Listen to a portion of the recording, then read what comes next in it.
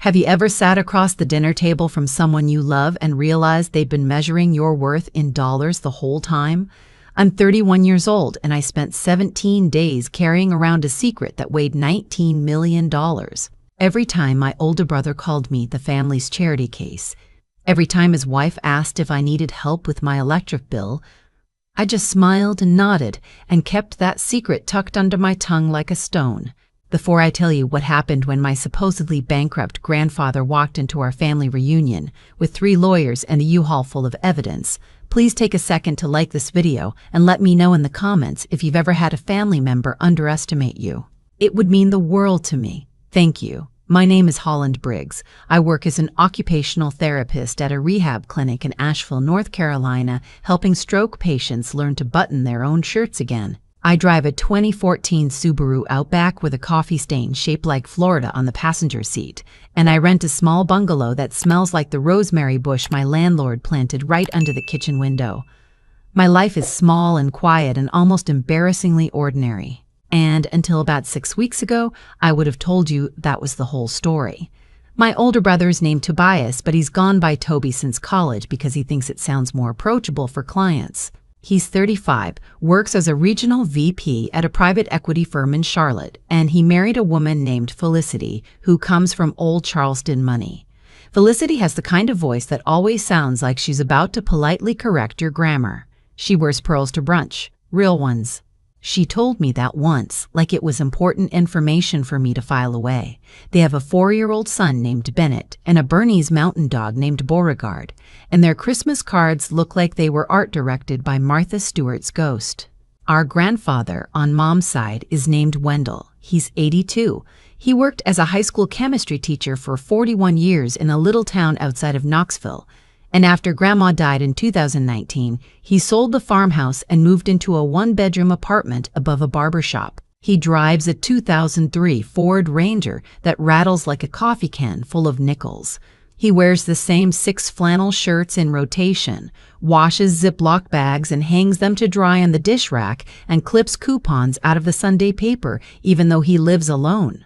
The first weekend of every month, he drives down to visit me. We make tomato sandwiches and watch Jeopardy, and he falls asleep in my recliner with a paperback open on his chest. 6 weeks ago, on a Tuesday afternoon, I got a phone call while I was eating leftover pad thai out of the container at my kitchen counter. The caller ID said Memphis, Tennessee, and I almost let it go to voicemail because I figured it was another spam call about my car's extended warranty. But something made me pick up. The voice on the other end was crisp, formal, and a little bored. Miss Briggs, my name is Hollis Vandenberg. I'm an attorney with Vandenberg, Crook, and Ashby. I'm calling about a matter related to your grandfather, Wendell Pruitt. Are you available to come in for a meeting tomorrow? I almost dropped my fork. Is Grandpa okay? Did something happen? Your grandfather is in perfect health, Miss Briggs. This is a matter of estate planning. He has asked me to speak with you privately, and the matter is, I'm sorry to say, somewhat time-sensitive. The next afternoon, I drove 4 hours to Memphis and sat in an office that looked like a movie set, with leather chairs and a clock that ticked too loud, and a view of the Mississippi River through floor-to-ceiling windows. Mr. Vandenberg looked exactly like a lawyer should look. White hair combed flat, navy suit, reading glasses on a little chain around his neck. He had a folder in front of him so thick it had its own zip code. Miss Briggs, he began, and then he paused, and I knew right then whatever was coming was going to flip my entire life upside down. Your grandfather has for many decades kept a substantial financial position quiet from his family. He has decided that the time has come to begin distributing his estate. He is, of course, very much alive, but he is using a revocable living trust to transfer assets while he can still oversee the process himself. I nodded like I understood half the words. I didn't. The total value of the trust currently sits at just over $23 million. I laughed. I actually laughed out loud, this awful nervous bark that echoed off the bookcases. I'm sorry, you have the wrong family. My grandfather lives above a barbershop. He buys generic peanut butter. Mr. Barbershop. Vandenberg gave me this small, tight smile that lawyers must practice in mirrors. Your grandfather inherited a small parcel of land in 1968 from his uncle. That land was later determined to sit on top of a significant zinc deposit. Your grandfather leased the mineral rights in 1974, reinvested the royalties to every market cycle since, and lived by every visible measure exactly the life of a small-town schoolteacher. By choice, Miss Briggs, not by necessity. I felt the blood leave my face. I thought of every single time Grandpa had said no to a refill at Cracker Barrel, every patched elbow on his flannel shirts, every time he split a single coupon between 2 cans of green beans. "There are conditions," Mr. Vandenberg said. "The trust will be split between you and your brother, Tobias Briggs. However, the split is not equal. You are to receive $19 million. Your brother will receive a separate, smaller portion to be revealed at a later date. There is one strict condition you must follow, or the entire amount transfers to a charitable foundation in your grandmother's name." "What's the condition?" "You may not reveal the existence of this trust to any family member, including your brother, until after the family reunion at the lake house in 3 weeks. After the reunion has concluded, your grandfather will personally inform the rest of the family. If you reveal it sooner, you forfeit everything." I sat there in that leather chair for what felt like a year.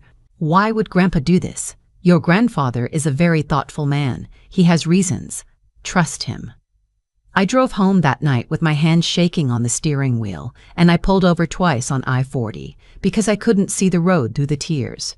Not happy tears, just overwhelmed tears. The kind you cry when reality cracks open and you don't know what shape it's going to be when it hardens back up. The next 3 weeks were, without exaggeration, the hardest 3 weeks of my life. Toby called me 4 times in that span. Once to ask if I'd be bringing a +1 or, just yourself again to the reunion. Once to gently suggest I look into a side gig because Felicity had read an article about therapists struggling financially. Once to ask if I could pick up Grandpa on my way to the lake because I have more flexibility with your schedule, since you don't have, the same kind of demands. And once to remind me that the dress code at the reunion dinner was smart casual and to maybe text him a picture of what I was planning to wear, just in case. Each call I bit my tongue so hard I could taste copper. Each call I pictured $19 million sitting in an account with my name on it, and I told myself, "You can do this. You can keep your mouth shut. You can survive 17 more days." On the Saturday before the reunion, I drove out to see Grandpa at his apartment. He made us tuna sandwiches with pickles on white bread, the way Grandma used to. He didn't bring up the trust. Not once. He talked about the bird feeder he was building from a milk jug. He showed me a postcard he'd gotten from one of his old students who'd become a pharmacist. He fell asleep in my passenger seat on the way to the hardware store, and I sat in the parking lot for 10 minutes just looking at him, this small, wrinkled man in a faded plaid shirt. And I thought about how much courage it must have taken him to live a quiet life for 50 years while sitting on a fortune. How much love it must have taken to want to know who his grandchildren really were before he handed it over. The reunion was at our family's lake house on Norris Lake, a place that has been in my mom's family since the 1950s. It's nothing fancy. 3 small bedrooms, a screened porch with a swing that always squeaks, a pebbly little beach with 1 canoe that leaks slowly. About 18 of us gathered there over Memorial Day weekend, including a second cousin I'd only ever seen in Christmas photos. Toby and Felicity arrived in a brand new Range Rover Sport with one of those panoramic glass roofs. Felicity got out wearing a white linen jumpsuit and big sunglasses, holding Bennett by the hand like he was a fragile vase. Toby unloaded a cooler full of LaCroix and a bottle of bourbon that I later looked up and turned out to cost $300. "Hollywood," Toby said, hugging me. He's called me that since I was 12, when I went through a phase of wanting to be an actress. He says it like an inside joke, but it's really not. "You look tired. You sleeping okay?" "I'm fine, Toby." "You sure? You've got those, He gestured vaguely at his own face. "Circles. Felicity's got this serum if you want to try some." Felicity smiled at me with her whole face except her eyes. "It's medical grade. We can absolutely spare a bottle." I smiled back. "Thanks, I'm okay." Grandpa arrived in his rattling Ford Ranger about an hour later. He hugged me first, then Toby, then everyone else. He helped Mom set up the long folding table on the porch. He helped Aunt Marlene snap green beans on the steps. He drank water out of the same chipped blue mug he'd been drinking from for 40 years. That first night, around the bonfire on the beach, Toby got into the bourbon, not falling down drunk, just loose enough that the filter came off. He was holding court with our cousin Edmund and his husband and one of Mom's brothers, and I was sitting on a log just outside the firelight, half listening, half watching the fireflies. "So Grandpa's not gonna last forever, right?" Toby was saying. "I love the guy, don't get me wrong. But realistically, the farmhouse he sold a few years ago, that was probably what, 300 grand? Maybe 350? Plus whatever pension a chemistry teacher pulls, I figure when he goes, there's maybe 400K to split, and as the eldest, I'll handle the executor work." Which, by the way, is a nightmare. Felicity's mom went through it with her aunt. Months of paperwork. "What about Holland?" Edmund asked. "Hollywood will get her share." "Of course, but I'll manage it for her. She's not, you know. She's not really built for that kind of stuff. She rents. She drives a Subaru with 180,000 miles on it. She's never had an investment account in her life. I'll set her up with one of our junior advisors at the firm and put her in something safe." "That's so sweet of you," Felicity said. She'd come up behind him without me noticing. "Holland's lucky to have you looking out for her.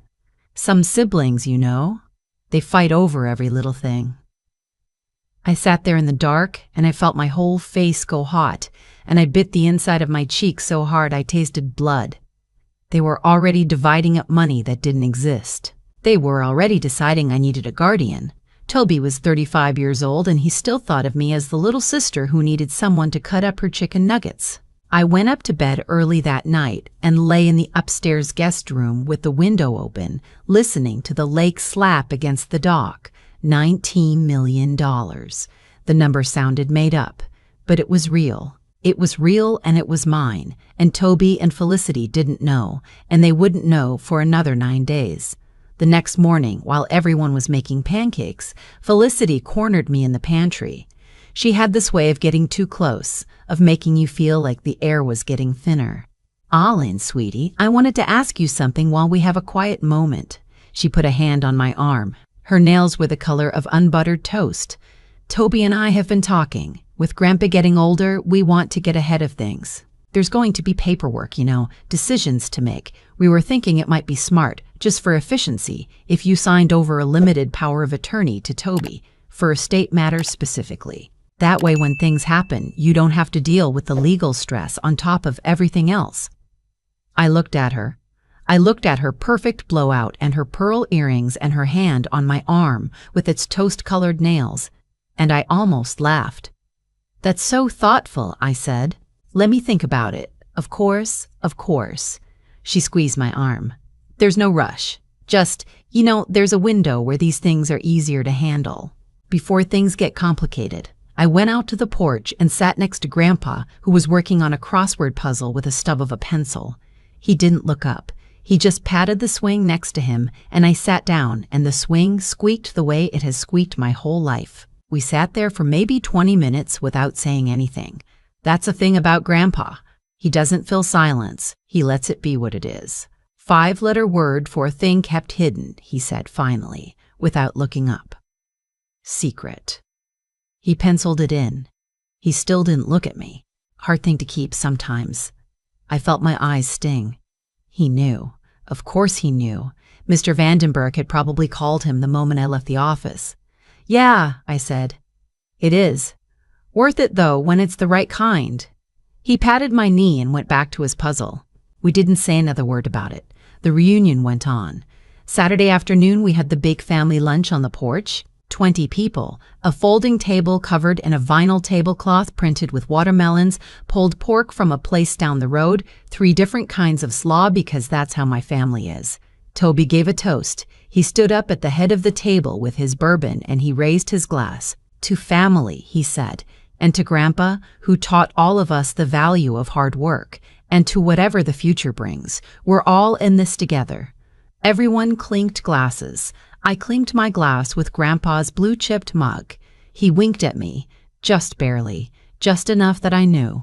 Sunday morning, the day everyone was supposed to pack up and head home, the doorbell rang, which is strange, because the lake house doesn't have a real doorbell. It has a screen door that bangs. But somebody had pressed the little button by the front door that we all assumed was decorative, and it actually worked, and it made this rusty buzz sound that startled the dog. I was the closest, so I went to answer it. Standing on the porch were 3 people in suits, 2 men and 1 woman, Mr. Vandenberg, whom I recognized immediately, plus a younger woman with a leather portfolio, plus a 3rd man holding a small video camera on a tripod under his arm. "Miss Briggs," Mr. Vandenberg said, tipping his head. "Your grandfather is expecting us." Behind me, the entire family was now in the living room. Toby had a coffee mug halfway to his mouth. Felicity was holding Bennett. My mother was holding a dish towel. Aunt Marlene was holding her glasses, having just taken them off to clean. Grandpa stood up from the rocking chair in the corner. He wasn't wearing his usual flannel. He was wearing a dark gray suit I'd never seen before. He'd combed his hair flat. He looked taller somehow. "Everyone," he said, in the same calm voice he probably used to teach chemistry to high school sophomores for 41 years. "Please sit down. We're going to have a family meeting. It's going to take about an hour." Toby's coffee mug stopped on its way to his mouth. "Grandpa, what's going on?" "Are you okay?" "I'm fine, son. Sit down, please." We all sat. 18 of us crammed into the lake house living room, on the couch, on the kitchen chairs we dragged in, on the floor. Mr. Vandenberg took a seat next to Grandpa. The young woman opened her portfolio. The man with the camera set up his tripod and pressed a button. "This is being recorded for legal purposes," the woman said. "Please continue." "For the last 50 years, Grandpa began, folding his hands on his lap, "I have been holding a piece of information back from this family. Not because I didn't trust you, but because I wanted to know who you all really were before money got involved." Toby's face went a shade I had never seen on a human being before, like skim milk. "In 1968, my Uncle Earl left me a tract of land in northeast Tennessee. That land turned out to sit on top of a zinc mine. I leased the mineral rights, lived modestly, and reinvested every dollar. Today, the trust I have built is worth approximately $23.1 million. The room made a sound, not words, just a collective inhale, like everyone had been punched at the same time. Toby found his voice first. Grandpa, that's incredible. Why didn't you ever say anything? We could have helped you manage it. We could have. That's exactly why I didn't say anything, son." Toby blinked. "I'm sorry? 3 months ago," Grandpa said, "I asked Mr. Vandenberg here to begin contacting my heirs. I told him to start with Holland. I asked her to keep the information private until after this reunion, on penalty of forfeiting her share to charity." The whole room turned to look at me. I felt myself shrink into the couch cushion. "I wanted to see," Grandpa continued, "how the family treated her this weekend, knowing that she was, in fact, the recipient of the largest portion of the trust, $19 million. I watched Felicity's mouth fall open. Actually fall open, like a cartoon. "Hollywood," Toby said. He tried to laugh. It didn't work. Wait, what? You knew this whole weekend?" "Yes," I said very quietly. "I knew, and you didn't say anything." "No, I didn't, Grandpa." Toby turned, and his voice had a new edge to it, a bargaining edge. "Grandpa, I think there's been a misunderstanding. Holland is wonderful. We love her. But she rents. She has no investment experience. She doesn't even have a 401k. I don't think she's equipped to manage a sum like that. With all due respect, I think we need to have a conversation about how this is structured." Mr. Vandenberg raised one finger, very politely. "I'm afraid the trust documents are already executed and notarized, Mr. Briggs. The structure is final." "Final?" Toby's voice had gone up half an octave. "Grandpa, please, we need to talk about this. Felicity and I have been planning. We bought the new house assuming. There are obligations. Bennett's school. Grandpa, please." Grandpa looked at him. Not unkindly. Just looking. "You bought a house assuming what, son?" Toby shut his mouth. He had walked himself into a corner, and he knew it.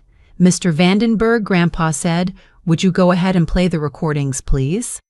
The young woman with the portfolio set up a small Bluetooth speaker on the coffee table. She tapped a tablet. A familiar voice came out of the speaker. "So Grandpa's not gonna last forever, right?" It was Toby, from the bonfire, 2 nights before, crystal clear, the blood drained out of his face all over again, this time in slow motion. "How?" he whispered. "How do you have?" "I asked your cousin Maverick to leave his phone in his shirt pocket on voice memo for the duration of the reunion," Grandpa said. "He's a good kid," he agreed. I looked across the room. My cousin Maverick, who is 19 and a sophomore at UT, gave a tiny apologetic shrug. "Hollywood will get her share." Of course, Toby's recorded voice continued. "But I'll manage it for her. She's not, you know. She's not really built for that kind of stuff." The young woman tapped the tablet again.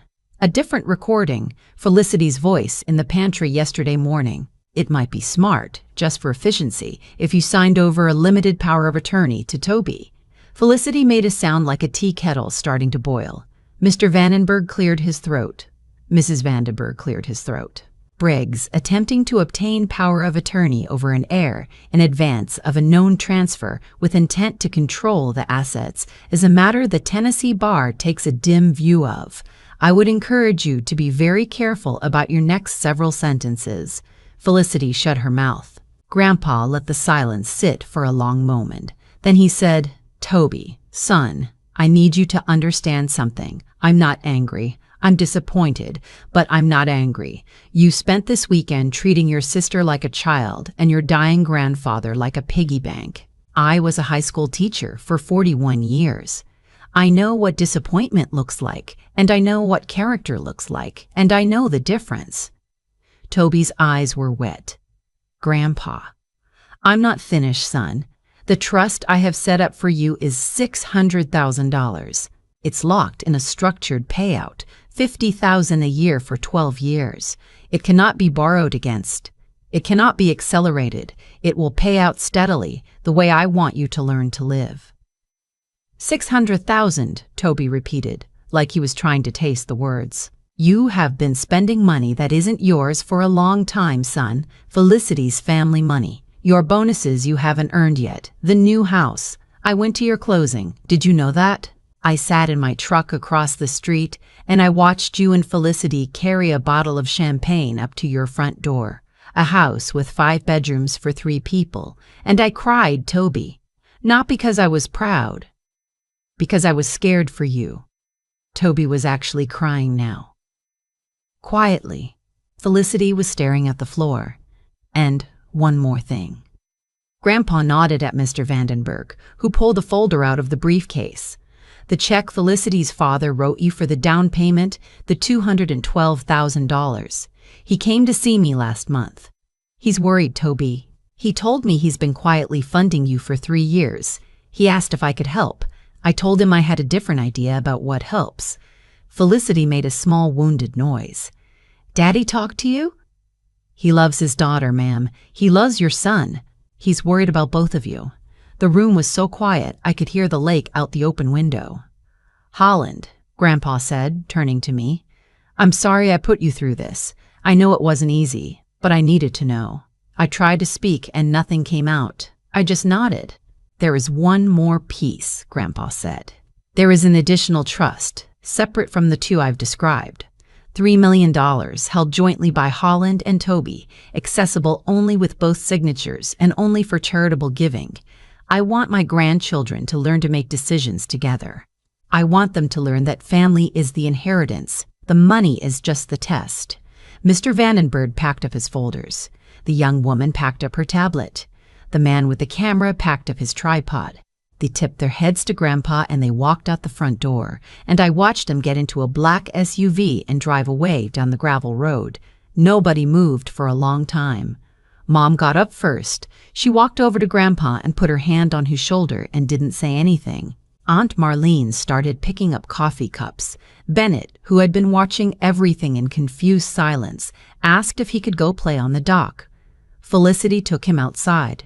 Toby sat on the couch with his face in his hands. I stood up, walked over, and sat next to him. I didn't say anything for a while. Then I said, "I would have given you half. You know that, right? If you'd just been kind to me this weekend, if you just asked how I was, I would have given you half. He didn't look up. I know you would have, Hollywood.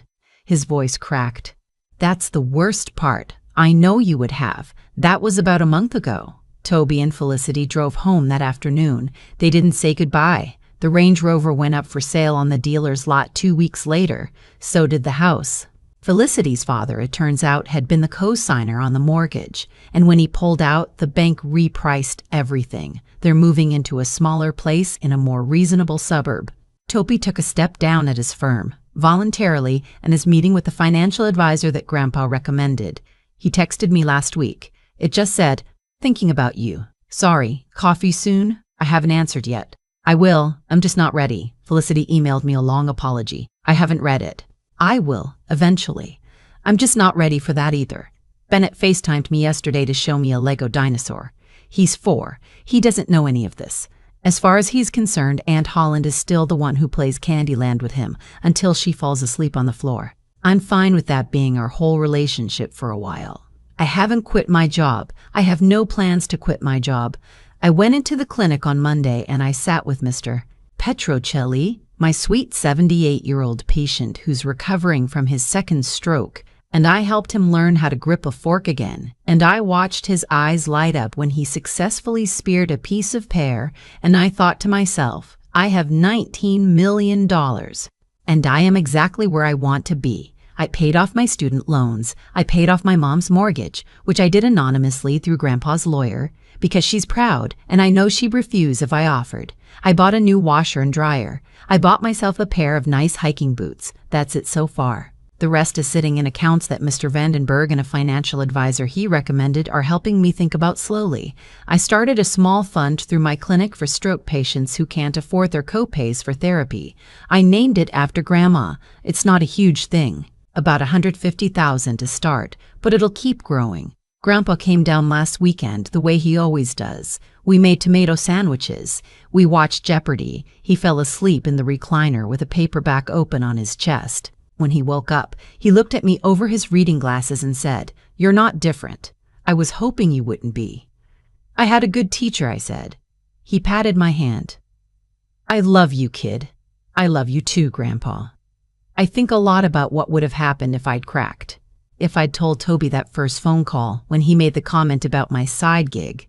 If I'd flashed the secret like a card to win an argument. I would have lost everything. Not the money. The money would have just gone to charity, which honestly wouldn't have been the worst outcome. I would have lost the chance to see who my brother really was when he thought no one important was watching. That's what Grandpa gave me. He didn't give me $19 million. He gave me a mirror that showed me my own family in true light. And then he gave me time and resources to figure out what to do with that information. Toby and I will figure something out eventually. There's a $3 million charitable trust we have to manage together, which Grandpa designed specifically because he wanted to force us into a room. He's a sneaky old man. I love him for it. If you're sitting on a secret right now, I want to tell you something. Secrets are heavy. They feel like rocks in your pocket. But sometimes a secret is just patience wearing a disguise. Sometimes the right thing to do is wait. Wait until the truth can do its work without your help.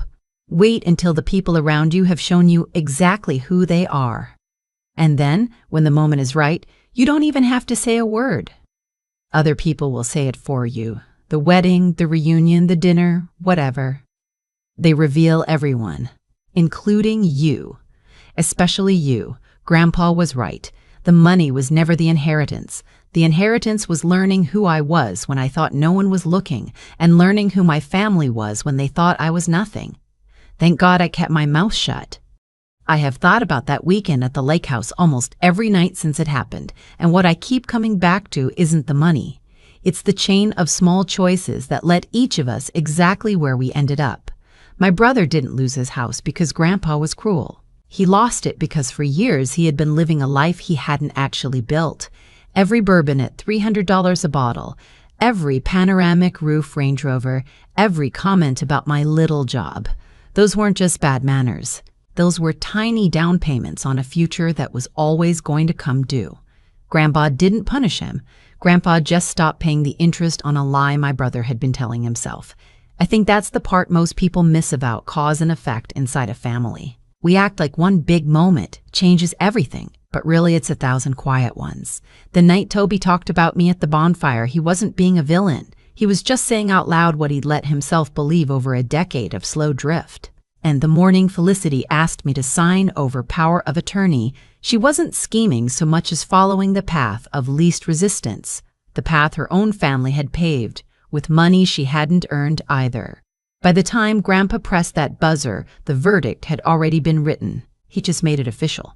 What kept me steady through those 17 days wasn't strength. I want to be honest about that. It was something quieter. It was the years of watching Grandpa wash Ziploc bags and clip coupons, the years of him showing me, without ever saying a word about it, that a person's worth doesn't have a dollar sign attached. I kept the secret because I had a teacher who taught me, by example, that integrity is something you practice when nobody is keeping score. That's the only reason I didn't crack. If there's something I want anyone watching this to take with them, it's this. Be the kind of person who behaves the same way whether you're being watched or not. Pay attention to how you treat the people you think can't do anything for you, because someday one of them might turn out to be holding the only seat at the table that matters. And when life hands you a hard secret to carry, don't ask whether you're strong enough. Ask whether you're patient enough. Patience is just strength stretched out over time. I am still an occupational therapist. I still drive the Subaru with the Florida-shaped coffee stain. I still rent the bungalow with the rosemary bush. The money is in accounts I almost never look at, doing quiet work for people I will never meet. And every first weekend of the month, my 82-year-old grandfather drives down to make tomato sandwiches with me. That's the only inheritance I ever really wanted. Everything else was just a test, and I'm grateful I was paying attention long before I knew the test was happening.